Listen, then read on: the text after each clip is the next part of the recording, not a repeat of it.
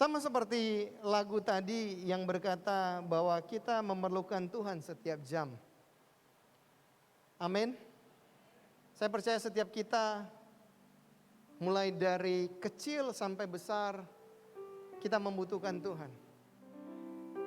Engkau di gunung, di lembah, lagi mengalami penyakit, bahkan engkau lagi diberkati dengan luar biasa, biarlah kita tetap mengandalkan Tuhan. Amin.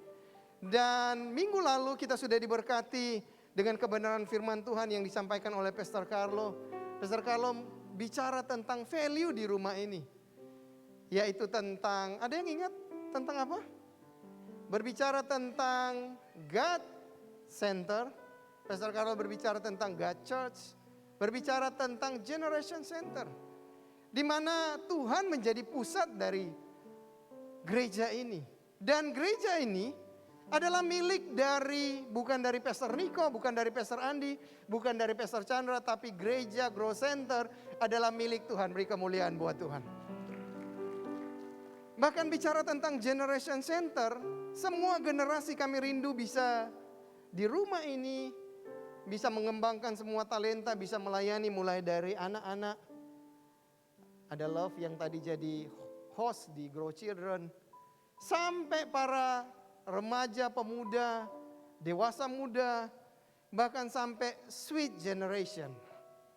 Kita akan ada komunitas namanya Sweet Generation. Bagi yang di atas 55 tahun, Anda nggak sendiri. Anda ada komunitas yang namanya Sweet Generation. Beri tepuk tangan sama-sama. Karena di usia-usia itulah kita mengalami makin manisnya berjalan dengan Tuhan. Yang setuju katakan amin. Dan hari ini Pastor akan berbicara tentang value di rumah ini. GC 7.0 adalah pilar-pilar di dalam rumah ini yang menopang bangunan rumah Grow Center. Dan ini sangat penting. Hari ini Pastor akan berbicara tentang growing community, generous church, godly character, dan God's culture. Setiap kita membutuhkan yang namanya komunitas. Katakan kiri kanan, komunitas. Jadi yang belum join cool, pastikan engkau bisa join cool. Kenapa? Karena di dalam komunitas inilah kita bisa mengalami yang namanya pribadi-pribadi yang generous. Pribadi-pribadi yang membawa karakter ilahi di dalam kehidupan kita. Bahkan lewat komunitas, kita bisa menciptakan budaya yang baru yang namanya God's culture. Yang setuju katakan amin. Judul khotbah Pastor hari ini saya beri judul adalah tempat kita menghidupi dan memperkenalkan karakter Kristus. Firman Tuhan di dalam Kisah Para Rasul ketika Yesus naik ke sorga. Yang terjadi adalah murid-murid berkumpul. Mereka hidup sebagai satu keluarga. Katakan keluarga. Katakan komunitas.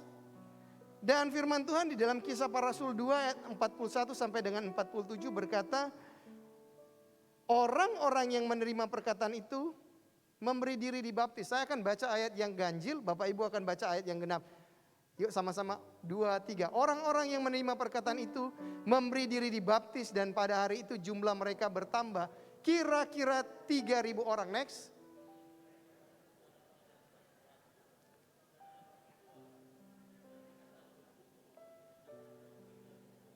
Ayat selanjutnya berkata, maka ketakutan mereka semua sedang rasul-rasul itu mengadakan banyak mujizat dan tanda. Ayat 44. Tetap bersatu dan segala kepunyaan mereka adalah kepunyaan bersama. Ini hal yang luar biasa bagaimana komunitas, gereja, rumah Grow Center kita bisa bersatu. Dan ayat 45 dikatakan dan selalu ada dari mereka yang menjual harta miliknya lalu membagi-bagikannya kepada semua orang sesuai dengan keperluan masing-masing. Ayat 46, yuk, dengan bertekun dan dengan sehati mereka berkumpul tiap-tiap hari dalam bait Allah. Mereka memecahkan roti di rumah masing-masing secara bergilir dan makan bersama-sama dengan gembira dan dengan tulus hati. Suka atau enggak suka apa yang dihidupi sebenarnya oleh jemaat mula-mula ini, itu sangat mirip dengan kebiasaan orang Manado. Suka kumpul sama-sama. Kalau orang di luar sana katakan, makan gak mangan, yang penting ngumpul. Tapi kalau orang Manado bilang, kumpul tidak kumpul, yang penting makan. Ini kenapa makan juga menjadi salah satu cara Tuhan Yesus berbagi cerita tentang kebenaran firman Tuhan.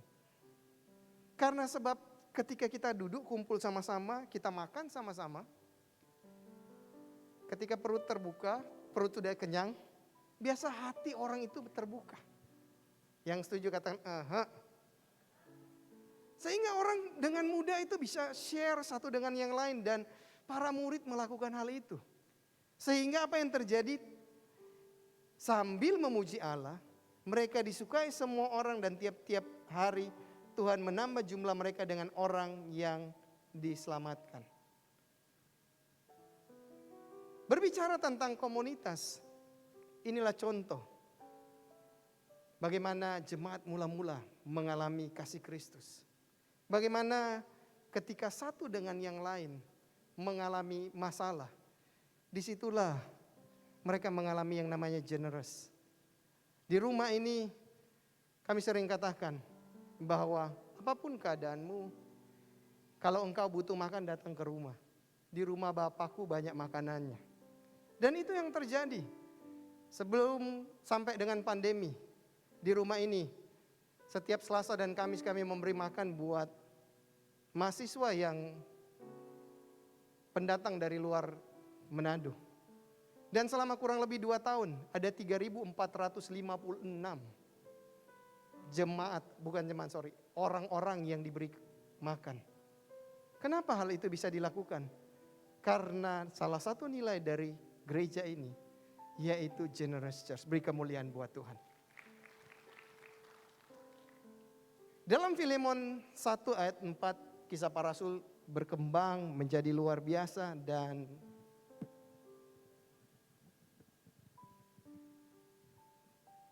ketika berkembang kisah para rasul termasuk Rasul Paulus. Ada satu cerita yang menarik di dalam Filemon.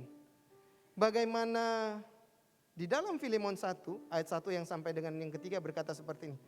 Dari Paulus seorang hukuman karena Kristus Yesus dan dari Timotius saudara kita kepada Filemon yang kekasih, teman sekerja kami.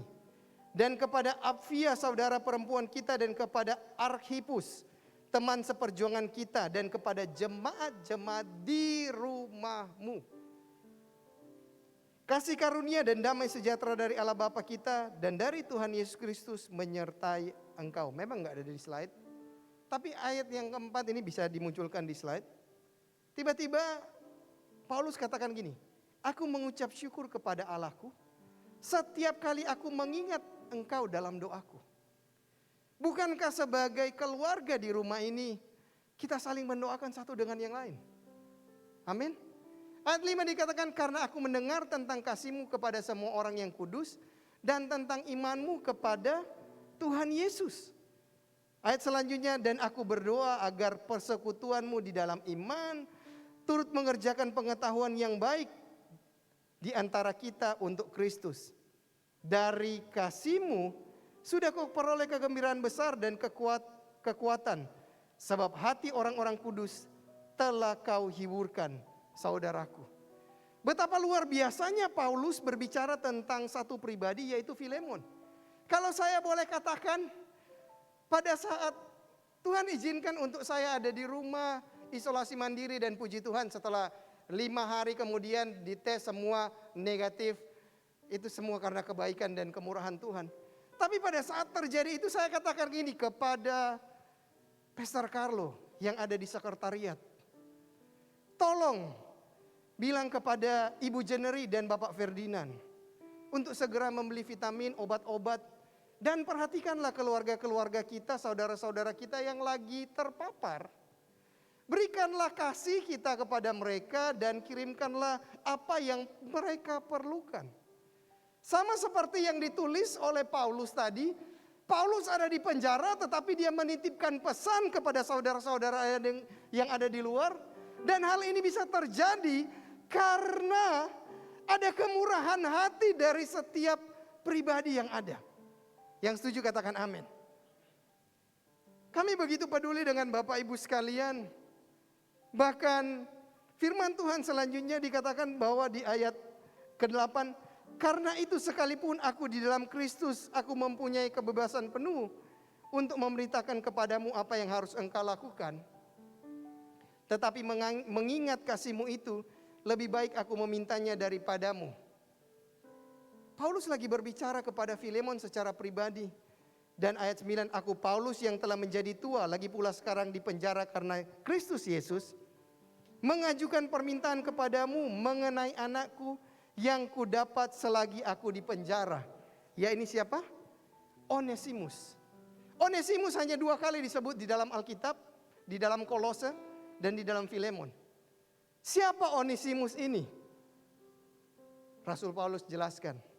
Dahulu memang dia tidak berguna bagimu, tetapi sekarang sangat berguna bagimu maupun bagiku. Ayat selanjutnya, dia kusuruh kembali kepadamu.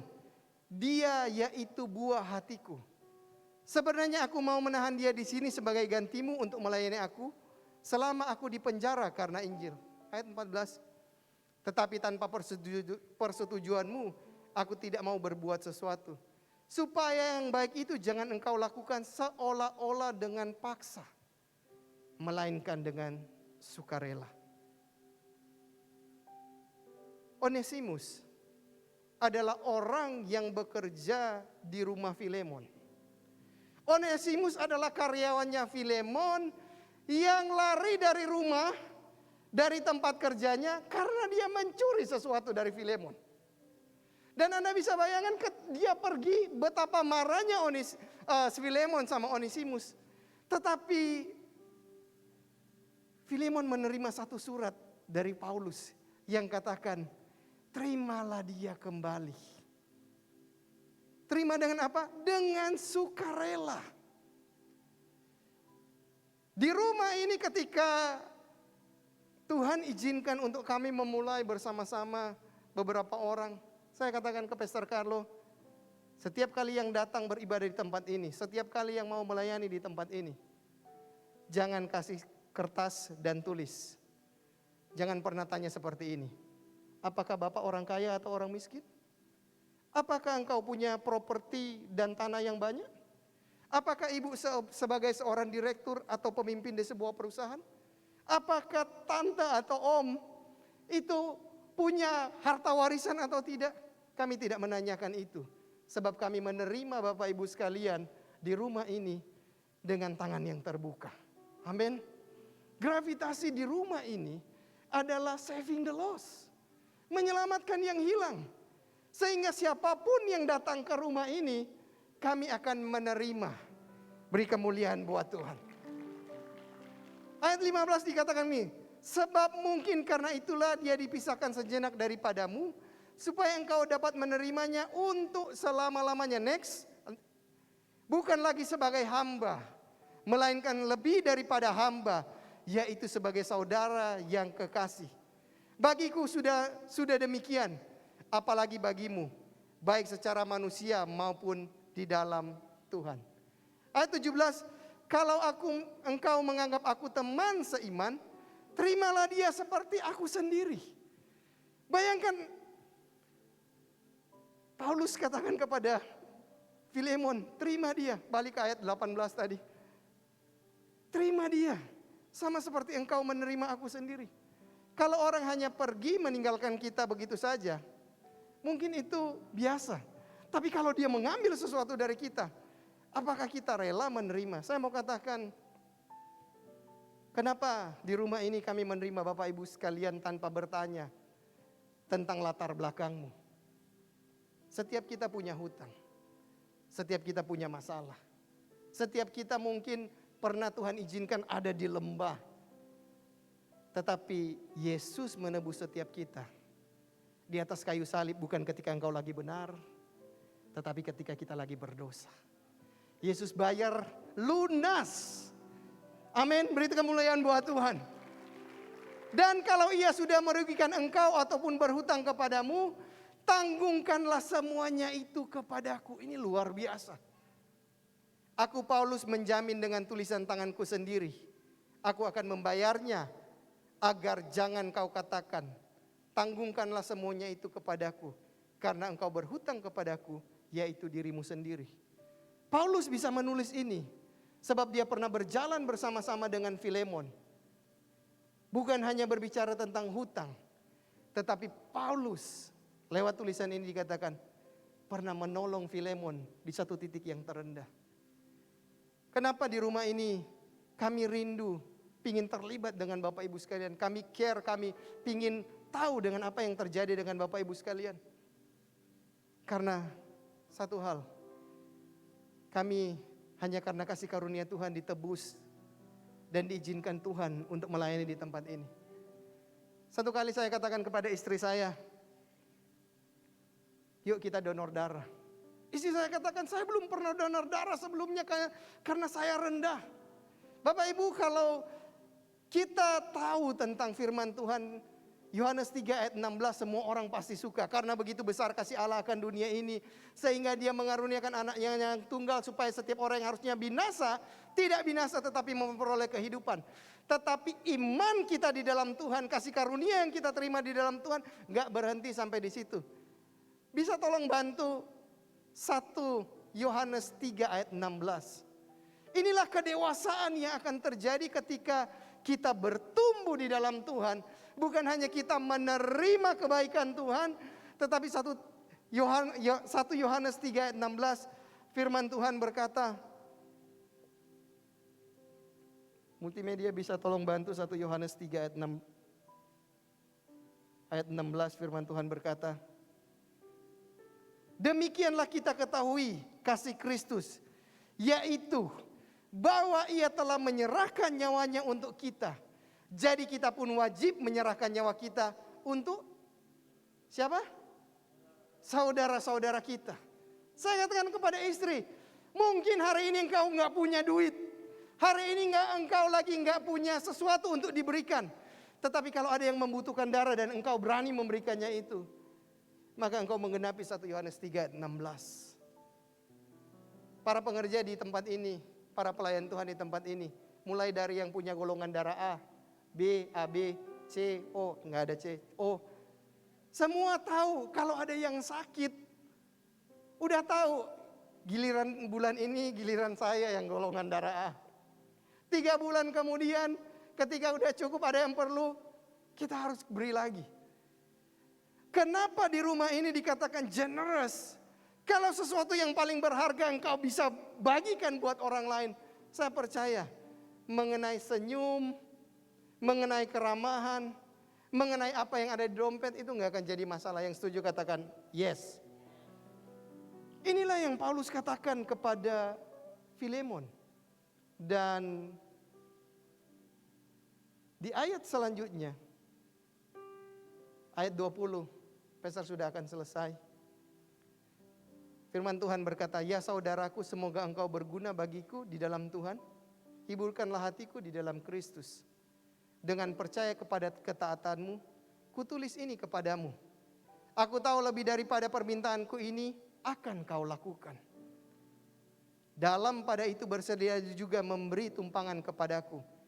Karena aku harap oleh doamu, aku akan dikembalikan kepadamu.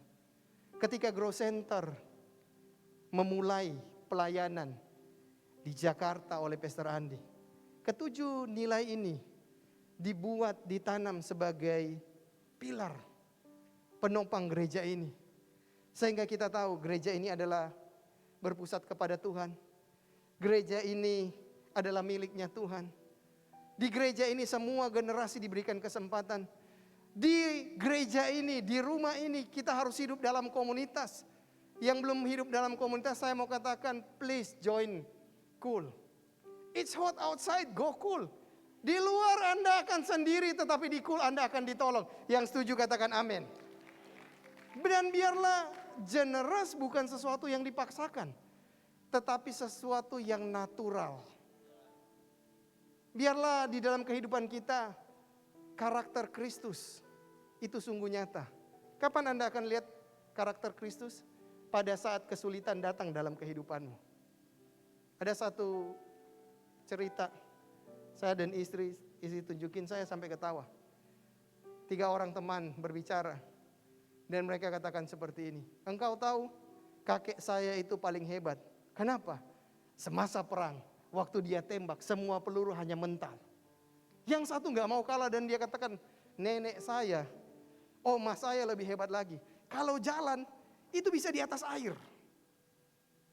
Tetapi ada satu teman mereka yang ketiga katakan gini, yang paling hebat itu sahabat saya. Kenapa? Peluru ditembak kakeknya mental, omanya jalan di atas air. Apa kehebatan temannya? Dia katakan yang paling hebat itu teman saya. Ketika saya sulit, hilang dia.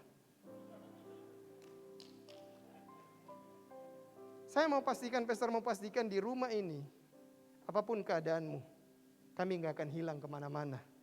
Rumah ini tetap ada di sini. Kami membuka tangan untuk Bapak Ibu sekalian. Dan saya mau katakan, Rizky bisa minta tolong.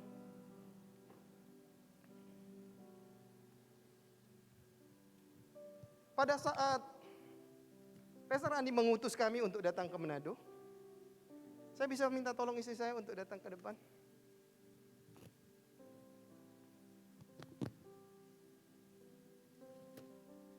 Mohon maaf nggak di endorse.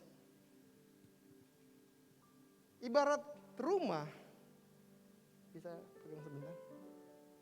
Kami memulai rumah itu dengan ada sebuah tudung di atas yang namanya Grow Center. Dan pada saat itu saya panggil Pastor Carlo, Ibu Telma bisa datang sama-sama. Yuk join di rumah ini. Sama-sama kita join di rumah ini. Yuk join masuk, jangan sampai kehujanan.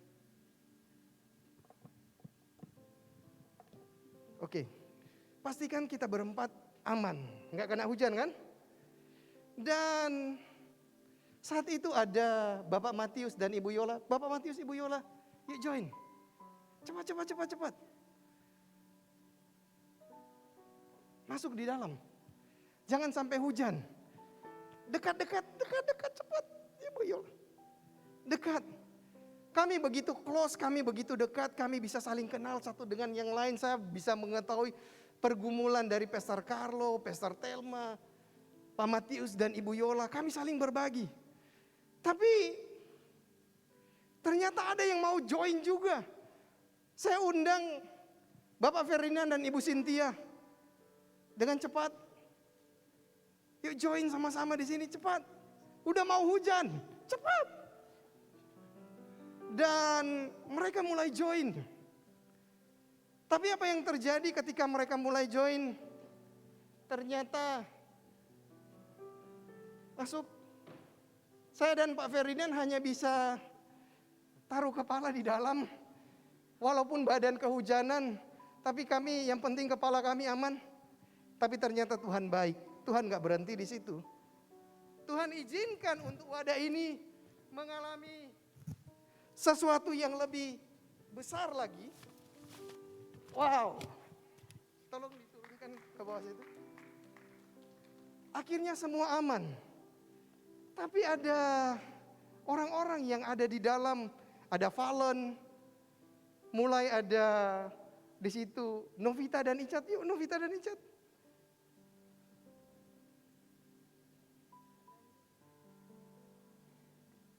Masuk. Ada Lumen yang datang dengan Gita waktu itu istrinya lagi hamil. Yuk masuk cepat.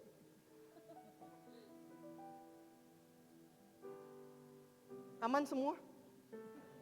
Sudah aman? Banyak yang basah ternyata. Dan saya katakan boleh pegang sebentar. Pastor Carlo, nggak cukup Pastor Carlo. Ini otoritas. Tolong buka lagi Pastor Carlo. Cool. Agar supaya yang lain bisa join sama-sama dengan Pastor Carlo, Icat dan Novi, Lumen dan Gita ke situ. Mulai ada, mereka mulai aman. Masuk kepalanya jangan sampai keluar, hujan. Dan mulai ada Koeko dan Cianya. Silakan Koeko dan Cianya maju ke depan. Ada Windy. Cepat Windy. ada koriki.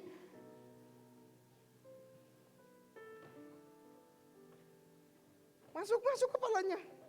Masuk di sana kok dengan istri, jangan di sini. Tapi saya mau katakan gini, saya udah gak bisa kenal secara pribadi demi pribadi. Karena saya terbatas. Saya katakan kepada Pastor Carlo, siapa yang akan dipercayakan? Dan Pastor Carlo bilang, di Tanah Wangko Lumen. Yuk Lumen ini. Di sebelah sana Lumen, di sebelah kanan sana. Sebelah sana. Ada teman-teman dari Tanah Wangko. Siapa? Ada Delon. Teman-teman dari Tanah Wangko bisa naik ke sini. Yuk tepuk tangan Dian. Ada Pinkan di sini teman-teman dari. Wah, beri tepuk tangan buat Tuhan.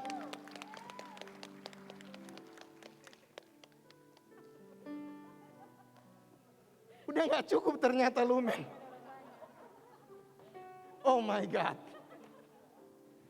Dan saya katakan Lumen, ada sesuatu yang baru. Ada payung-payung yang baru yang kami rindu untuk Bapak Ibu sama-sama ada di dalam payung ini. Kami rindu kenal Bapak Ibu. Kami rindu untuk bisa melayani secara maksimal. Sehingga nilai generous, nilai godly karakter, budaya ilahi itu bisa terjadi. Begitu banyak payung yang baru yang kami rindukan. Nanti akan ada di Minahasa Utara. Amin. Sebentar lagi kita akan ada di Minahasa Utara. Karena apa? Cuman satu yang saya mau katakan. Karena setiap Bapak Ibu itu berharga di hadapan Tuhan. Dan sore malam hari ini, dengan penuh kerendahan hati, Pastor mau katakan, please join cool. Ada orang-orang, ada Bapak Rangga maju ke sini. Kasih payung. Di sini aja, di bawah aja Pak Rangga. Bapak Rangga sebagai Kabid Kul yang selalu akan membuka tempat yang baru di mana untuk diserahkan payung yang baru. Inilah rumah Growth Center. Di tengah keterbatasan Pastor Carlo, ada gembala-gembala Kul, ada leader-leader yang lain yang rindu untuk caring Bapak Ibu sekalian. Biarlah value di bulan ini berbicara tentang growing community, berbicara tentang generous church, berbicara tentang godly character dan God's culture, itu bisa terjadi. Amin. Yuk beri tepuk tangan buat Tuhan. Pastor sudah selesai, silakan duduk. Kau kuatkan aku bertahan, kau harapan dalam kesesakan. Kau buktikan kesetiaan-Mu Tuhan. Engkau Allah Immanuel. Kau kuatkan aku bertahan, kau harapan dalam kesesakan. Kau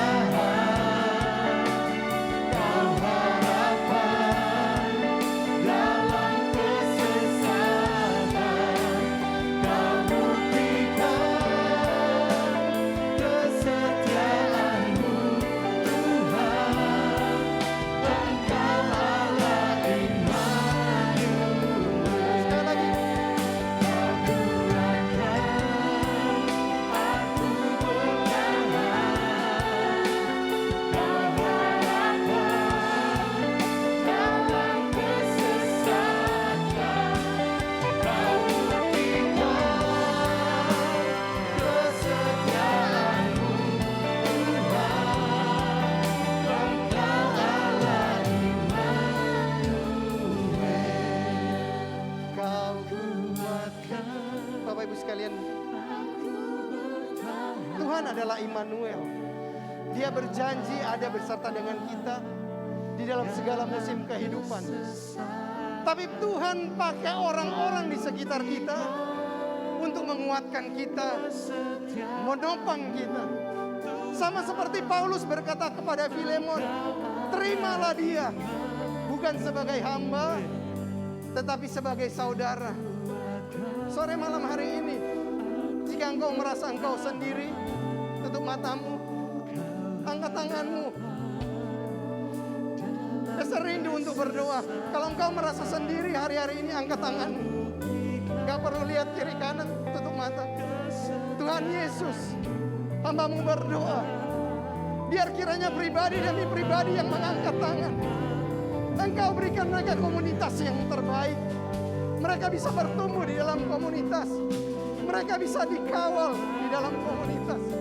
Dan hamba-Mu berdoa, biar kiranya kasih Kristus, kemurahan dari Tuhan Yesus senantiasa menjadi bagian mereka lewat saudara-saudara seiman. Mereka bertumbuh kuat di dalam karakter Kristus dan membawa satu budaya yang baru, budaya kerajaan surga, budaya ilahi, sehingga dimanapun mereka berada, mereka menjadi berkat. Terima kasih Tuhan. Hamba-Mu berdoa mengucap syukur atas kebenaran firman-Mu, atas nilai-nilai yang Kau berikan kepada pemimpin kami, Pastor Andi sebagai gembala. Biarlah kami menghidupinya dan kami akan lihat akan banyak orang yang mengalami Tuhan dalam kehidupan mereka. Mereka tidak sendiri. Engkaulah Immanuel. Engkaulah Immanuel. Sekali lagi kita nyanyikan. Kau kuatkan aku bertahan. Kau harapan dalam kesesatan. Kau buktikan kesetiaan-Mu Tuhan. Engkau Allah Immanuel. Engkau Allah Immanuel. Engkau Allah Immanuel. Jemaat yang dikasihi Tuhan, angkat kedua tanganmu, pulanglah dan terimalah berkat Tuhan. Dan kiranya Tuhan Yesus memberkati engkau ketika engkau masuk, diberkati ketika engkau keluar. Diberkatilah engkau di kota maupun di desa, di gunung maupun di lembah. Diberkatilah setiap bakul adonanmu dan diberkatilah buah kandunganmu di dalam nama Tuhan Yesus. Diberkatilah pribadi dan keluargamu, dan kiranya keberhasilan dari Tuhan senantiasa menjadi bagianmu dan nama Tuhan Yesus dipermuliakan. Dan kiranya berkat di dalam nama Bapa, Putra dan Roh Kudus, yaitu di dalam nama Tuhan Yesus menjadi bagian kita semua mulai hari ini sampai Maranatha, bahkan sampai kekal selama-lamanya. Hanya di dalam nama Tuhan Yesus, setiap kita yang sudah menerima berkat sama-sama katakan amin.